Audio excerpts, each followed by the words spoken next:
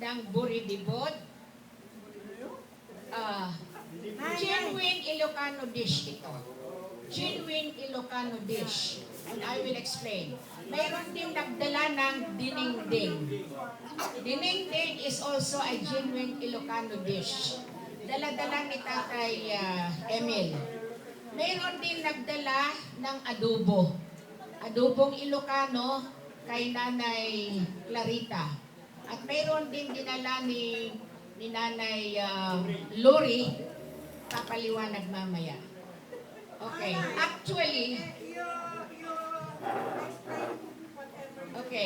actually, itong buridibod ay luto o handa ni Nanay Perla.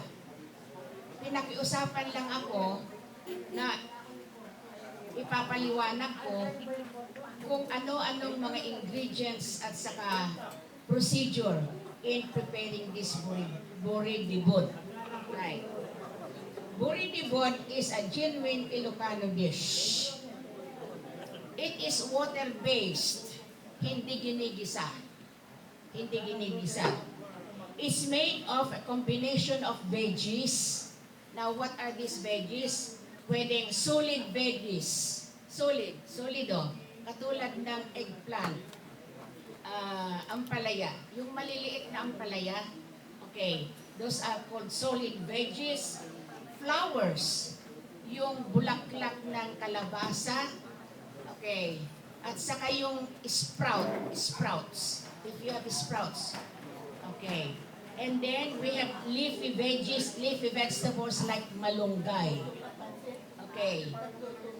Yung ingredient talaga nito ay mayroong kamote. Yung sweet potatoes. Sweet potatoes. Kamote. Right. Inihaw na isda. Yung mga isda nito ay freshwater fish. Like mudfish, catfish. Basta huli doon sa freshwater or river. Hindi yung sa dagat, ha? Right. Pwede rin bulag or dried fish. Right. Ngayon, ang paghanda nito. Usually, sa Ilocano, ang ginagamit namin ay pot.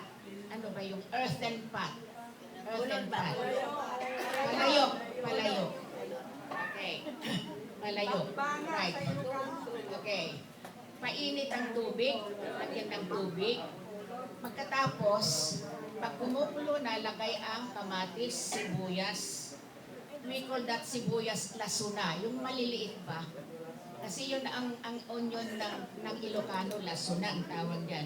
And a little piece of ginger. Right. Tapos, lagyan na ng bagoong. Yung balayang bagoong. Fish sauce. Right. So, and then, ilalagay na ngayon yung solid vegetables. Solid vegetables. Like the kamote. Okay. Bakit lalagyan ng kamote? Ang diferensya kasi ng buridibod at saka dinengdeng, mas malapot ang ng buridibod because of the sweet potato. Okay. Right. Pagsama-samahin na lahat-lahat dyan, yung solid vegetables, yung leafy vegetables, yung flower vegetables, at ilagay na yung inihaw na isda. Yung isda naman from fresh water. Oh, ganun lang kasimple ang paghahanda ng buridibod. Now, ano ang diferensya ng dinengdeng kaysa buridibod?